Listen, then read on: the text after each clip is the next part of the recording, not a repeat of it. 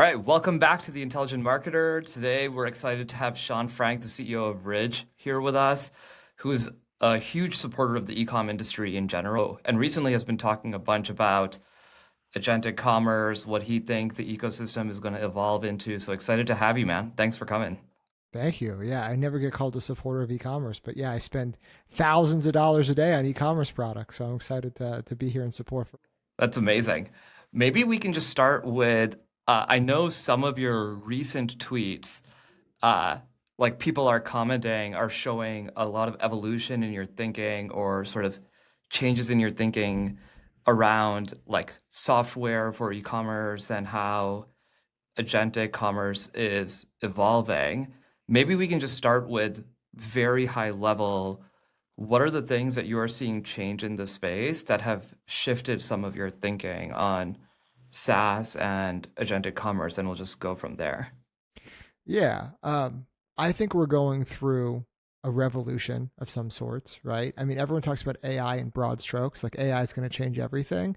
I don't know about everything. What I know about is e-commerce, and I think it's going to change a lot of e-commerce. I have a friend, Katie. She has a company called Kate and Lane. They were only wholesale in 2003 to like 2008. And then she added a shopping cart to her website. That's like her words, right? She figured out how to add a shopping cart to her website.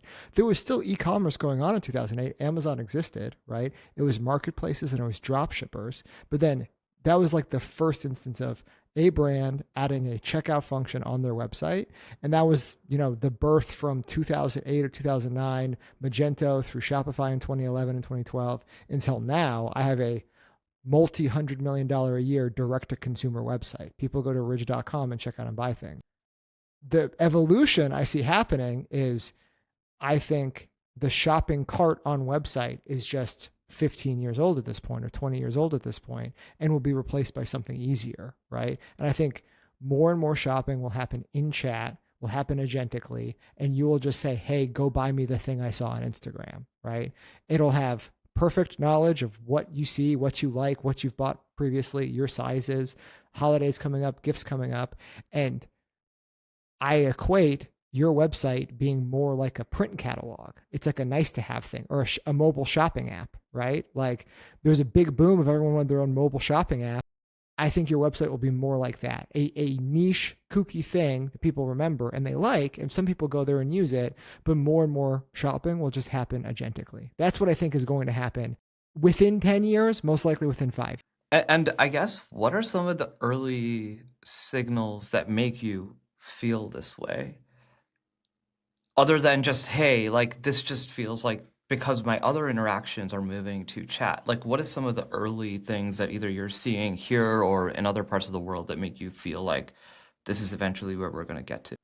There's always going to be a place for shopping as therapy, right? That's what the mall was. But more or less, shopping's become more and more frictionless over time, right?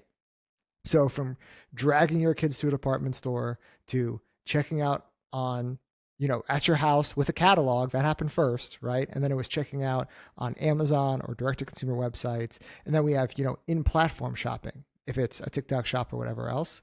I think it's a natural progression for shopping to become more and more frictionless, right? Where you're doing less work to get the things that you want. So that's like my feelings about it. I mean, the fact is people are using ChatGPT and other AI chat tools for product recommendations today, right? There was a image floating around Twitter, and I think it was from OpenAI. They released how people use ChatGPT today. And, we think about coding being like a huge use case. It's like less than 4% of all users have ever tried to code something, right? But like 15% have asked for product recommendations, right? So it's so obviously that's going to eat more and more of the stack.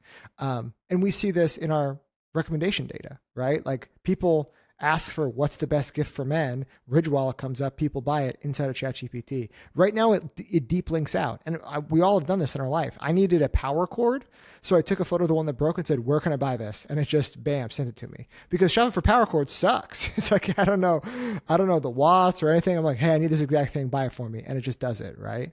I've bought in Chinese food agentically.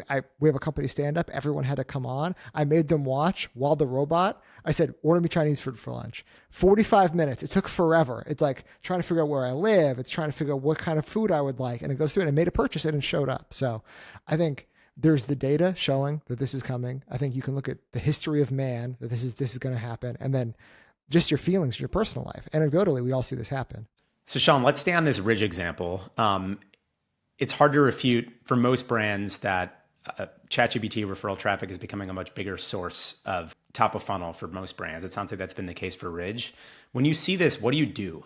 Like, how do you actually either make more of that happen? How do you convert that traffic? How is this changing the way you do marketing when you see these trends? It's a good question because there's something happening and everyone wants to be ahead of it, right? And we're not even at the .com bubble version of this, right? We're not at the pets.com version of this yet, right? We're like in 1994 when people just kind of realized that there was a internet, right? So we're super early on the whole thing. I can tell you what we're doing, but I don't think it'll be good advice in 3 months, 6 months, definitely not in 5 years or however long this podcast is going to live out there, right? We're working with, there's a bunch of upstarts because like this is the SEO moment, right? Everyone's like, okay, how can I build SEO tools for AI? Everyone's working on this, right? So we're working with 2 or 3 different either agencies or software vendors. And what they're doing is like they have 10,000 instances of ChatGPT on a bunch of different avatars. So female shoppers, totally blank ones. And they're trying to figure out how ChatGPT figures out how to recommend something and then is going back and building those pages on ridge.com and helping us get, a website is cited very heavily in ChatGPT, then that means those backlinks and that mention is probably very valuable. So we're looking to get more of those, right? Now, I don't know if that's going to be good advice in 3, 6, 9 months or whatever. The best advice I could boil it down to is be as famous as possible, right? This is a technology where I think the incumbents will start to win. The more YouTube videos about you, the more reviews you have, the more purchases, the more commerce data flowing through, the more social proof and comments you have. It's a self-reinforcing system, right? Where when mobile came out, it let Facebook take over $100 billion in advertising away from TV, right? Because TV didn't figure out how to go to mobile, right? This is not like that. This is where the bigger the brand, the more search volume you already have. I think it's a high signal. So I can tell you tactically, we're just trying to rank better for these things. As soon as they launch ads, I'm going to be all over those things, right? But if you take a step back, be as big as humanly possible and be as popular. That's what we're trying to do. And just to stay on this, so you're describing, and this is consistent across many brands that we've talked to, but you're basically describing an SEO function, right?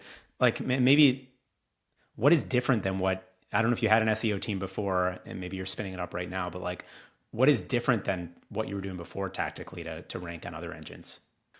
Yeah, it seems to be more targeted, right? And it has to be more persona driven. Right. So if any user types in best wallet for men, they're going to get whatever the highest authority page is and whatever magic they did to get there. Right. So Wirecutter, best gifts for men. That's going to be number 1, number 2, and number 3. Right.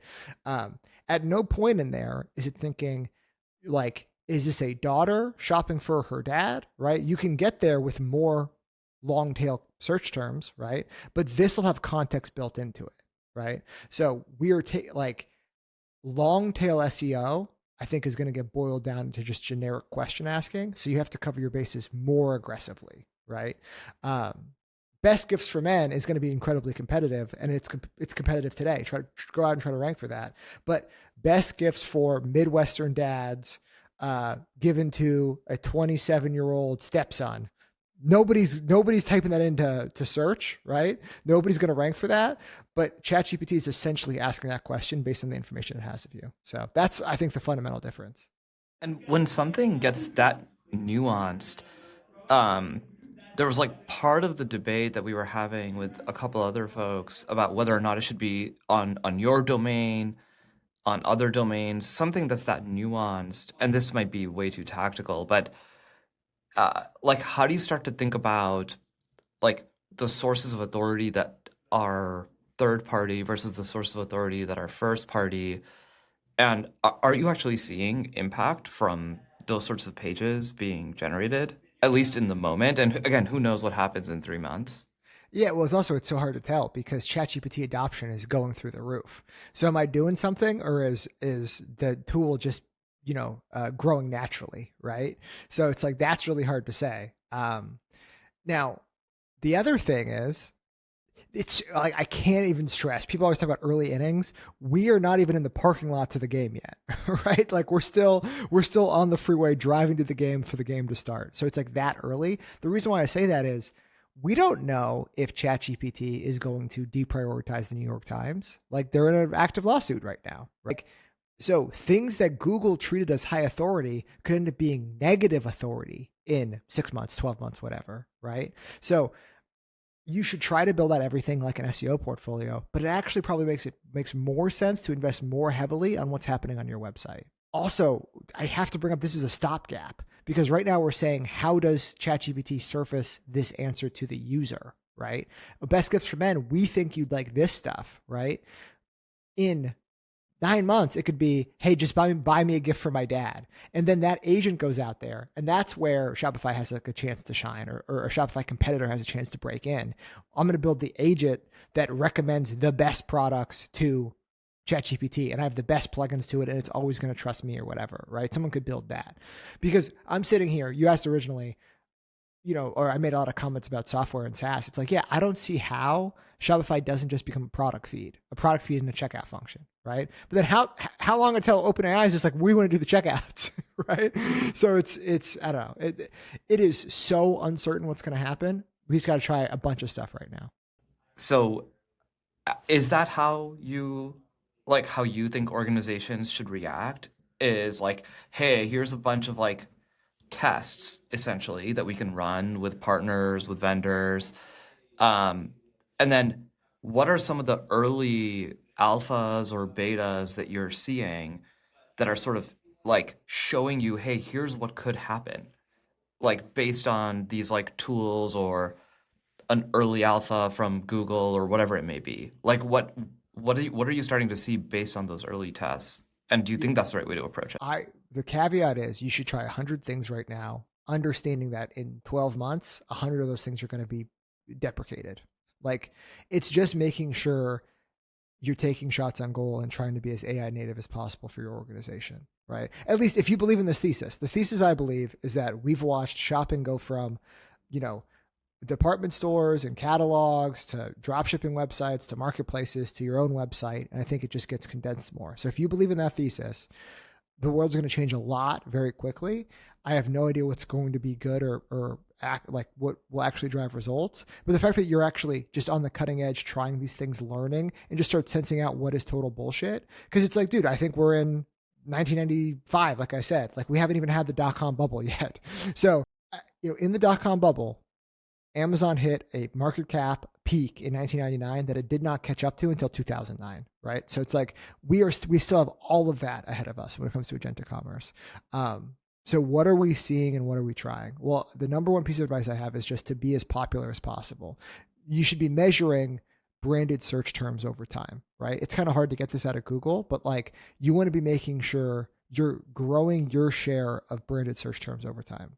You want to be talking to Meta because Meta has a thing called share of wallet or share of voice, and it shows how many impressions you're getting in your category, right? And I think this is a time to be increasing market budgets as much as possible. There's tariffs and everything else going on, but like if this information of this time period is going to be entering the lexicon and database of ChatGPT, whatever chat takes over forever, it's a great time to be popular.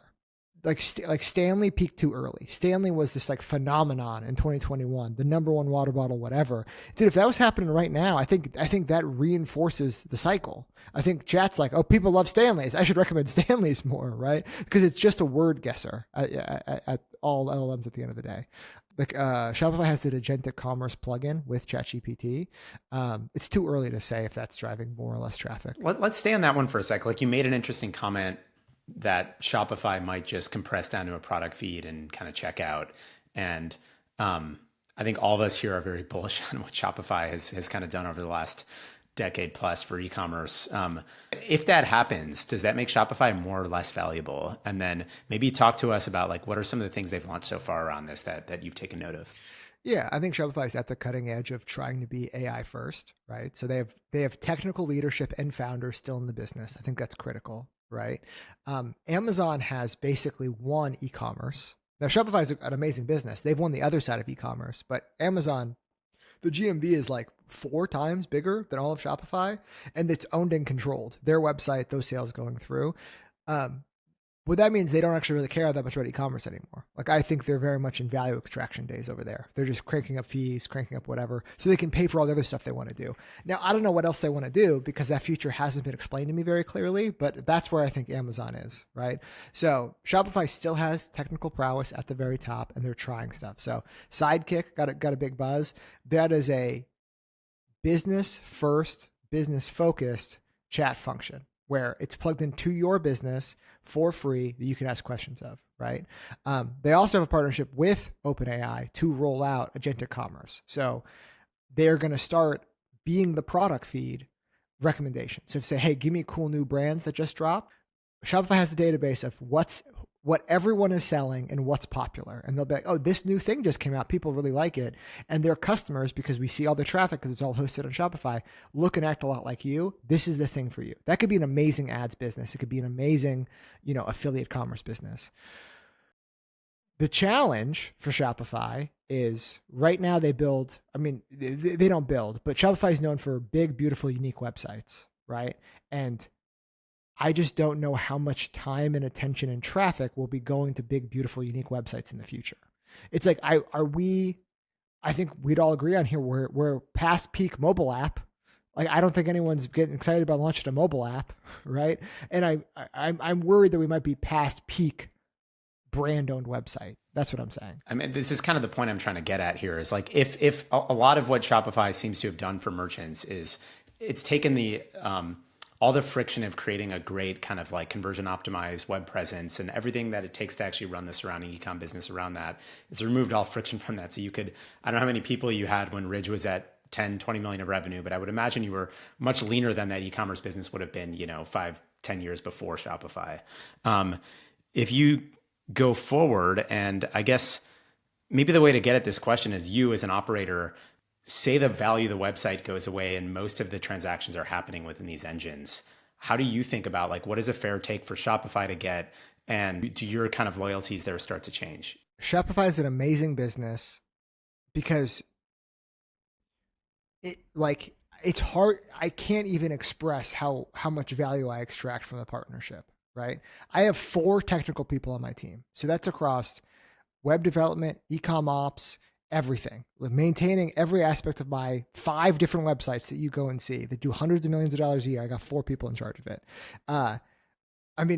The counter is that Glossier had a team of like 100 engineers building and maintaining a custom website, right? Then they switch over to Shopify, but they got 4 people on the team like me, right? So there's so much value I get out of it. The other thing is how much of a good deal it is, right? So my payment processing rates are somewhere, I'm going to call it 2.5%, right? That's, I think, the rate that they're trying to charge new merchants coming in, 2.5%.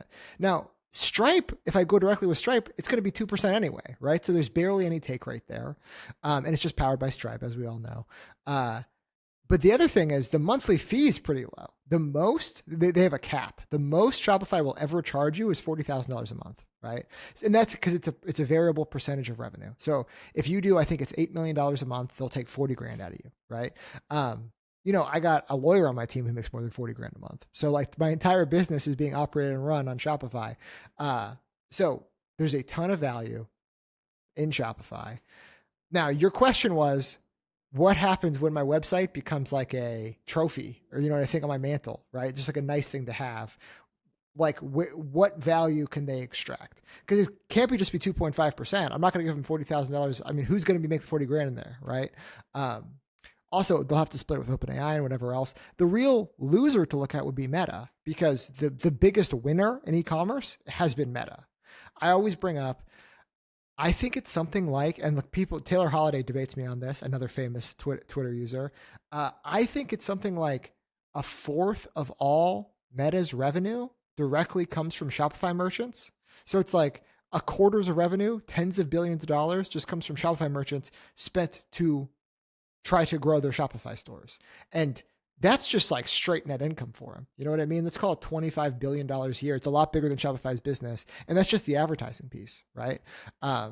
So the attention, someone has to solve that problem. If ChatGPT is solving that problem in a way branded search does, then OpenAI will take a lot of that revenue. And maybe then it's something that OpenAI and Shopify will have to work out together, because they could point that product feed at Amazon or anybody else. So that's like when I say we're in 1995, the big .com bust is going to be who gets the product feed and how are they sharing that revenue.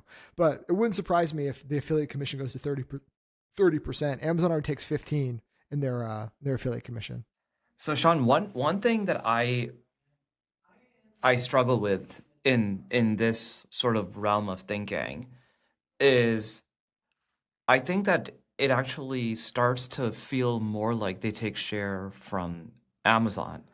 Help me reconcile the shopping behaviors. Okay, so one shopping behavior is I do a search, right? And I do that either on Google or on Amazon. Lots of product searches start on Amazon, right? And your ChatGPT interaction, at least today, and we'll see how human behavior evolves, looks more like a search.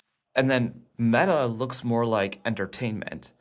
Like I like watching reels, or I like scrolling through my feed because I want to be entertained, and then I'm interrupted during that entertainment and I get inspired to buy something, right?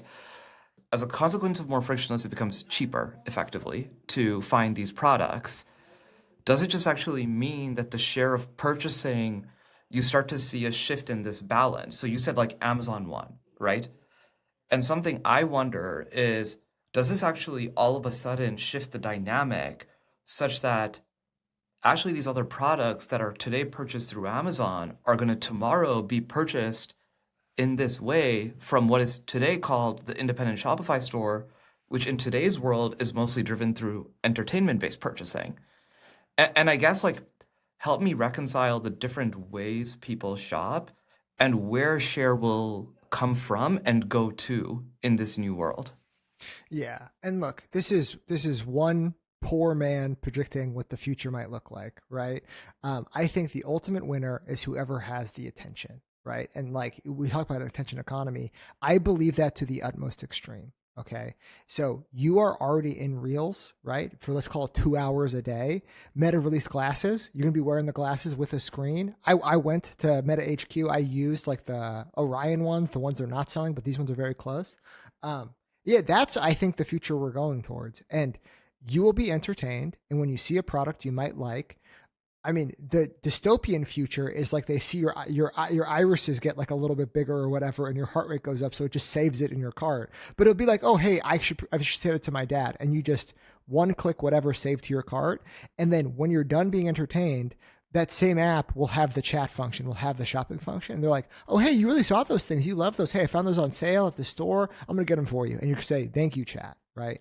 So this idea of like shopping starts as searches, I think, is the first thing that will end up going away, right?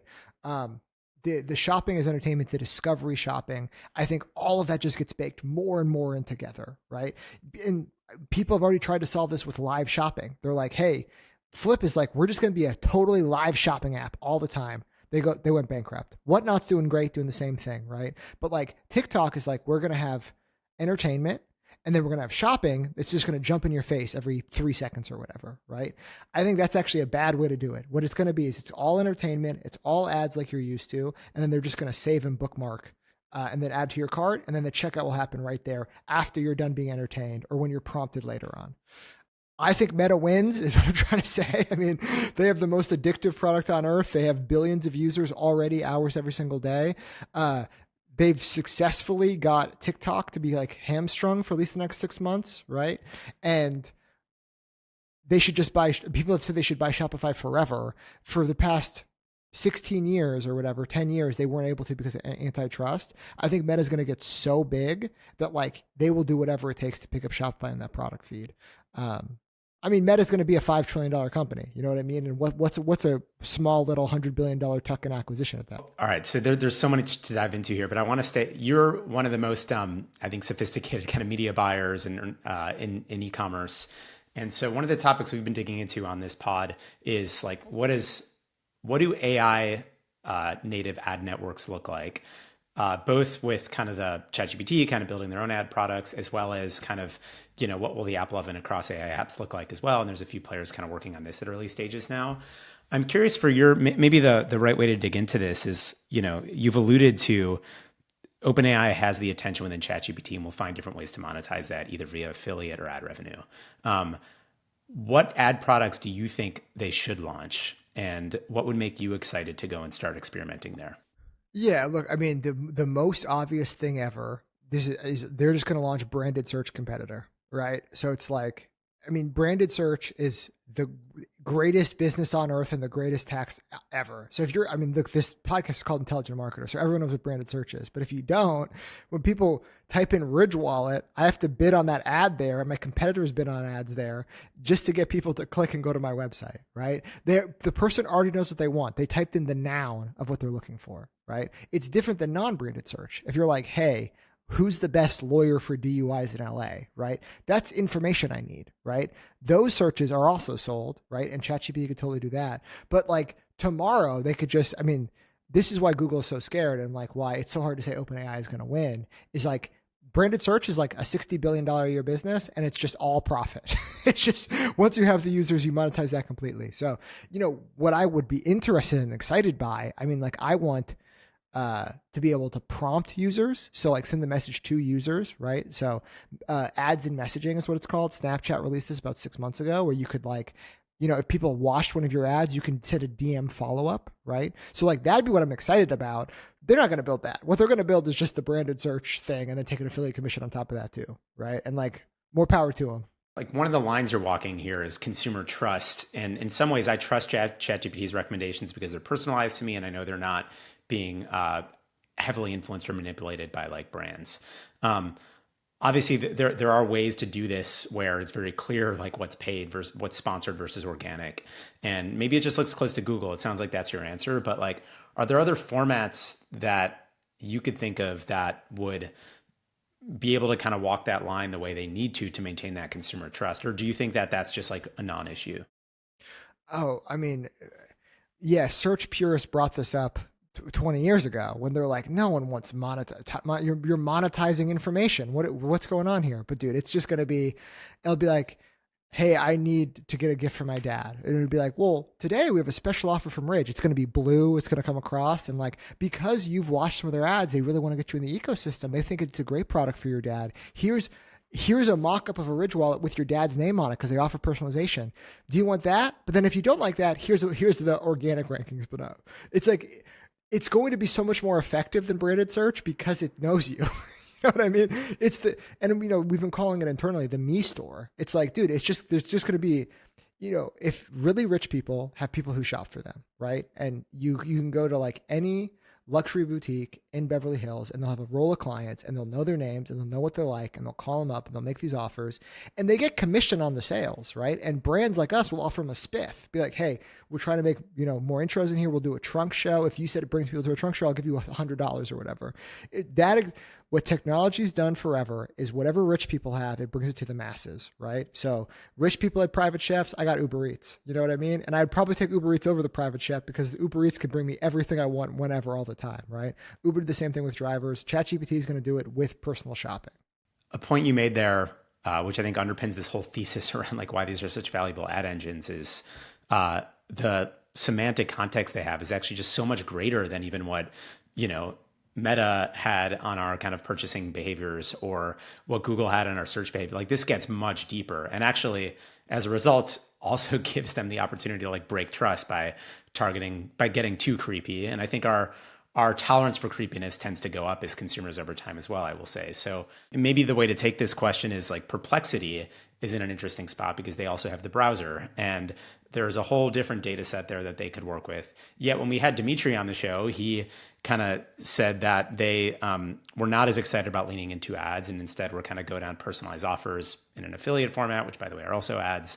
Like, what's your reaction to that? Have you spent time thinking about Perplexity? What's your kind of thinking on what they launch here for marketers?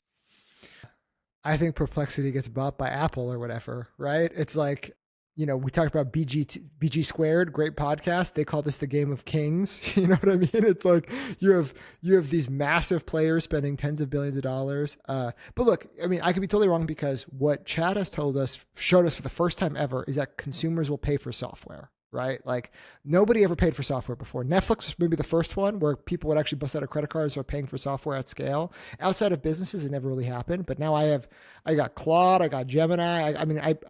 I got Lovable. The stuff I'm paying for is like $1,200 a month or whatever across all these different things.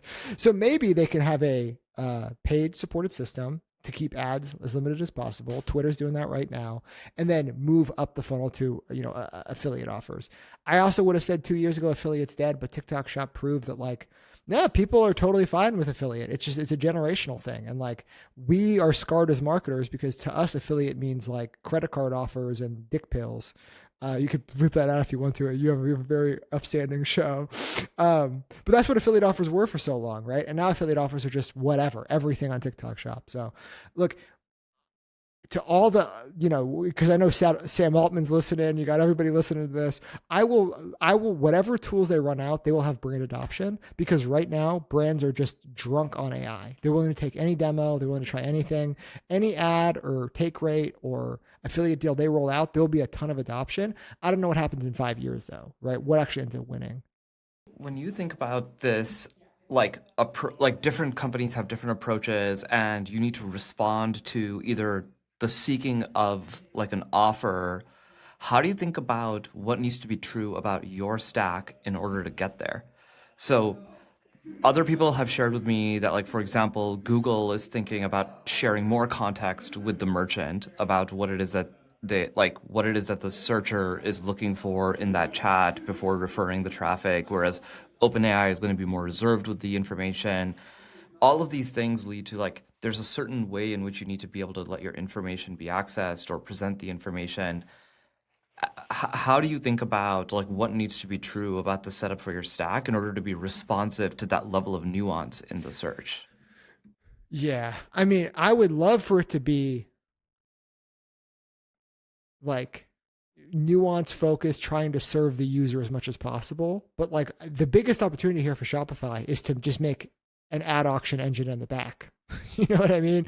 We're like, ChatGPT is like, hey, like, imagine every product on Shopify just gets 50 product tags, and it's like accessories, wallets, gear, dads, me and my competitors would have 50 tags on them, right? And ChatGPT would, inside that search would be like, hey, they're looking for 6 of these 50 tags. And actually it's going to be 5 million tags or whatever it ends up being. But it's like, hey, we need products that match these 6. Who's going to pay the highest rate? And then it's an ad auction where I'm like, I'll give $35 or $40 or $80 to show up there and be the recommended product, because we know that the take rate on that offer is going to be 95% or something. You know what I mean? So anyway, I know your question is about like, what do I want out of, these, like the context. I just think I get skipped there completely. And I think whoever the product feed is makes an amazing ad auction business that ends up just like, and that's why Meta should buy them, or somebody ends up buying Shopify because they have all the merchants, they have all the data, they can tag everybody. Because Amazon's going to do this, right? Amazon, instead of the pay per click search at the very top, it's going to be like, hey, I have somebody who's guaranteed to buy a wallet. What's that worth for you, big guy? And that's why the highest price is going to win. What's interesting is I was talking to somebody about this who is international, and they were saying that actually in China and in these closed ecosystem applications, this kind of adoption is already happening. Now, I don't know anything about Rufus adoption, right? In Amazon, but like in WeChat and things like this, in these closed ecosystems, that type of auctioning is already happening. And I guess like for you as a merchant, are you starting to seek information from like your international peers where these like larger aggregators and technology tends to like bleed earlier actually than in the US for these types of things? And if so, what are some of the learnings that you're getting from outside the US? Well, dude, I'm going to China tomorrow, so I'll do some research and I'll report back. I'll be a multi-time guest on here. Um, Adoption happening earlier in other markets, like live shopping in China is the example people use, right? Like it is a real thing over there. People spend billions of dollars in live shopping, that like has just had fits and starts over here for a lot of different reasons. Like we still don't really have live shopping in America. We have affiliate videos that are shot and then like sometimes those people go live, right? Most of it's happening in feed, right? So I'm curious to see what WeChat's doing with that and like what the ad auction is in the background. They also just have a way more competitive ecosystem. You know, we're talking about like the most competitive digital functions of all time, right? Where like WeChat, you can buy everything from luxury to like $1 things. It's like Amazon and Walmart and Temu on steroids. So, and they have all content happening at the same time. So I haven't really talked to Chinese merchants about it, but it wouldn't surprise me if they're at the cutting edge of what's going to happen in America, or at least what people are going to try in America. I want to shift gears and talk about your product supply chain and everything that's happening on the. We're talking about marketing. Let's go into the ops of Ridge and building the product to the rest of your supply chain. Like, how is that being transformed by AI today? I don't know if marketers are going to care about ops, man. You might lose half your audience right here. So we, I think, are being pretty aggressive with adopting it. We have a goal of $5 million per W-2 employee per year, right? And if you would have told me, I mean, my goal used to be $2 million, right? And I think through AI, you can get to that $5 million number. And if you would go back 20 years, 10 years, I mean, even like 6 years, like pre-COVID, people would, they'd be struggling to hit 1 million, right? So I think there's a lot of efficiency gains there. Almost all data and reporting in our business is being done with AI right now. We are setting up tons of functions internally. So like, I mean, a good example is like, we call it like the ads factory, right? And you're taking all of your assets and you're building a custom GPT, right? You're showing it good examples of what ads are. So you're prompting it a ton, like this is a good ad, this is what we're looking for, all the custom instructions in there. And then you just set up N8N to just pump out ads every 25 seconds. And all those ads using N8N get auto downloaded and auto uploaded into a Google Drive where once a day, I have somebody look in there and look, most of them are junky. We're doing the same thing with Nano Banana. It's going to be a lot better inside of Nano Banana. But like, if literally hands off, I'm getting 500 static ads a day. 5 of them are great. 10 of them are pretty okay. 30 of them I can run, right? And that's just happening automatically in the back. So I know it's not an ops thing for you, right? But like inventory planning to data to, I mean, we can talk about inventory management real quick. At the beginning of the year, I had 4 people doing inventory management. I have 1 person doing inventory management now. That person can manage 5 Shopify stores, wholesale, Amazon, all of these different product lines. I have wallets and rings and backpacks and luggage and all these different type of stuff. It can manage all of that now because of AI, right? You're just plugging in what are your sales, what's on order, what are projections, and AI is great at that. So, and actually, this is a topic, and this is relevant for the podcast because it's also like AI at the intersection of like AI and commerce and what's happening at the intersection there as well. And I think an area that we haven't really explored is, you know, in talking with merchants, the capabilities of your partners, whether it be, you know, manufacturers to third-party logistics partners or others, like as they ramp to AI, how is that changing how you run the business? Like, are you seeing impacts like from their own adoption as well? Yeah, look, that's going to be a lot slower. Getting people to pick packages is like still going to be a manual thing, right? I'm sure, I mean, Amazon's got robots running around. I'm sure they're optimizing the hell out of that. But like your 3PL is still dealing with, you know, immigration issues because there's ICE crackdowns. And like, that's just like a lot of the workforce across a lot of 3PLs is going to be people who are worried about that. So I think they got some other shit they're dealing with. On the manufacturing side, the more exciting trend is going to be like more and more localized manufacturing with automation help, right? Now that is still 5 years away, right?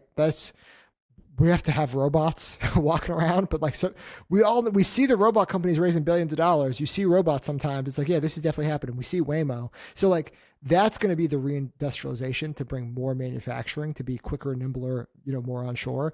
This went viral on Twitter a couple days ago, but like on Alibaba, you can one-click buy a solar panel factory. It's like $150,000, but they'll deliver and set up a solar panel factory for you. So you can just start making solar panels.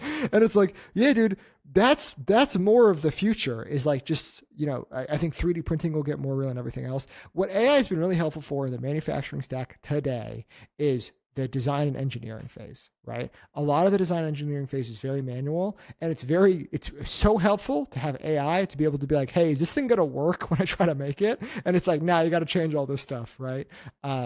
Because the design for manufacturing in the physical space takes a very long time. Sorry, just to make sure I understand, does that suggest that in addition to the rate of your new ad increase, like your ad rate increasing because you could just put it on autopilot, does that increase the iteration speed even without the robots, of new product launches? Like, did you have a previous calendar of expected new product launches that you can now speed up the iteration cycles on? Well, one, Ridge is already very fast making products, right? So like if you talk to a company, there's a great luggage called Peak Design. They make awesome bags, whatever else. They've worked on their carry-on for like at least 6 years. They have videos going back to pre-COVID working on this carry-on. We decided to launch a carry-on and it was 9 months, right? So like we're just a little faster when it comes to that stuff. But no, right now we have a designer make something and then we 3D print it and then then the designer's out of it. Now we're putting in an AI and asking it to make a bunch of changes, more 3D printing, make changes, more 3D printing. So we can have products made from idea to first prototype to land it at the warehouse 6 to 9 months now, right? So it's happening way, way faster. Now, it still has to cross the ocean, so that's always going to take a long time. But when we start making it here, it won't have to cross an ocean. When I buy one of those solar panel factories, one click. So, I mean, the level of impact is like very dramatic for you across the rest of your business. And one of the things that you've commented on that we've talked about a little bit is the impact that it has then on SaaS software, right? So like you extend this same logic to SaaS vendors in the e-com space. Let's talk about the e-com space since that's what you're used to buying. How do you think about what is the impact? Like, is it the case that just the expectation from every one of your SaaS vendors goes up tremendously relative to the cost, and so it's just the cost of value changes? Do you think that people are going to be building things internally? How are you guys experiencing it play out? So I think SaaS is being attacked from a bunch of different angles, right? So the number one impact of AI at Ridge is we're doing more work with less people. So my headcount now is below where it was in 2023. Okay, revenue's doubled since 2023. Headcount's below. So I'm doing more with way less people. That attacks SaaS because most SaaS is sold on seats, right? Or at least half of all SaaS is sold on seats, right? So the less people in my organization, less SaaS I'm going to need, right? So if you're a Asana and you're a project management tool, well, there's just way less people to charge for, right? So how do you solve that revenue gap? It's like you have to either get more clients or you have to charge more for those users. At the same time, with AI, we are just supercharging the shit we already have, right? So like instead of using Asana, we already have Notion as a database. We just build that in Notion. And now I got a guy using AI inside of Notion to make sure that it works exactly how we want it to. So my team is now replacing tools with other tools we have, right? That's not even going to talk about like custom building anything, which you could also do, right? Like we're paying for a DAM software. A DAM is digital asset management, right? They charge like $15,000 a month. You don't think we can just build an awesome AI tagger? Because that's what we did, right? So now it's a Google Drive that gets automatically tagged with every image that comes in because that's what AI is really good at, right? So we are replacing those tools, right? And then the last point that they're getting attacked by, well, actually, I guess there's two. One is we're building the tools. Other people are now cheaper building those tools, right? So unless you have an amazing lock-in function, I bring up ERPs as being pretty safe because it's very hard to build an ERP. You have like an incredible lock into your client because you plug into everything that they plug into. But like if you're a reviews widget, well, you're competing against every vibe coder on earth who's just trying to make $5 a month, right? And then you're going to have agent vibe coders who someone says, hey, go make me money. And they're like, I guess I'm going to make a review widget, right? And then you have infinite review widgets being built. So that's SaaS pricing pressure. And then the last thing is as my website gets less important, if my thesis comes true, it's like, why the fuck am I going to have a $20,000 a month Shopify app bill? It's like, my website traffic will naturally go down as websites become less important. Change is hard for everybody, right? We talk about the threat to Google. We talk about the threat to, all the legacy players. This is also a threat to every company that's ever tried to serve e-commerce merchants. The one people who seem to be protected, e-commerce merchants. People are still going to buy the weird shit I want to sell. So I'm back on top. Good thing you have a logo of a mountain to be on top of, So exactly. I guess if you take this to, there are two ways that you can like naturally limit this sort of evolution. One is actually weirdly what Yotpo originally tried to do, which is like, hey, we're going to just try to build way more surface area and serve it for a lower cost.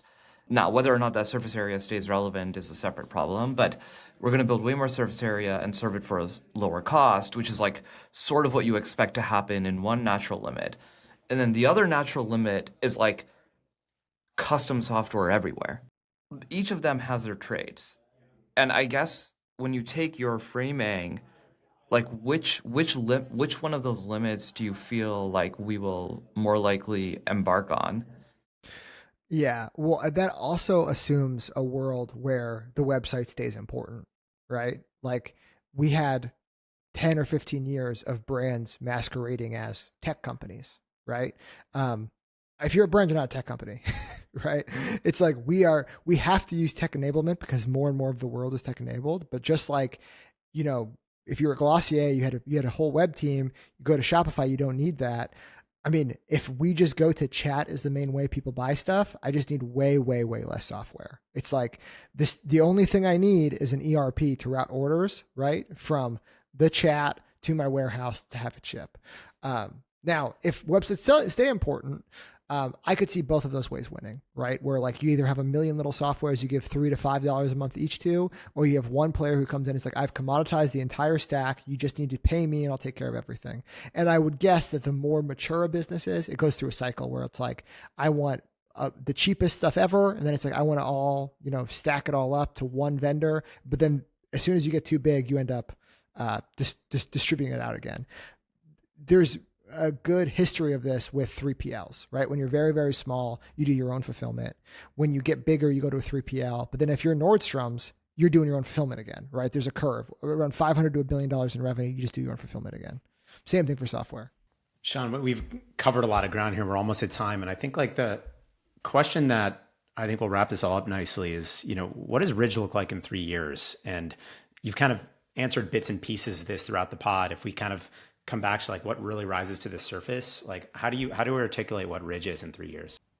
One, I'm going to address the credit cards are going away. I've heard that for like 10 years. Okay. And people are like, well, in China, they have mobile payment for everything, right? Well, I've actually spent a lot of time in China. There's still some credit cards, right? Maybe they're not using them, but somebody has a wallet someplace, right? And in America, we have a thing called Amex, which is worth about $300 billion, who really wants you to have a credit card, right? So I think there's still going to be wallets. So you can call me a Luddite on that. But no, Ridge is a business. Look, it's going to be, in 3 years, we probably had 5 employees, right? That's the reality. It's like very stagnant headcount, right? Maybe it goes to 10 employees, right? But in that time, in 3 years, I probably double, if not triple my revenue again. It's probably more like doubling the next 3 years. So more revenue, way less people. And we continue to just try to be as famous as possible. So we're going to make more products. Right now, wallets are like 40% of my revenue, right? 3 years ago, it was 100% of my revenue. So I've slowly built up all these small little 8-figure businesses, and you use the brand name and brand breadth to just get them in more places. So selling luggage in Best Buy and Scheels and on Amazon, that is like more of I think brands will have sharper elbows. They're going to take over more and more space. That's what we're trying to do right now.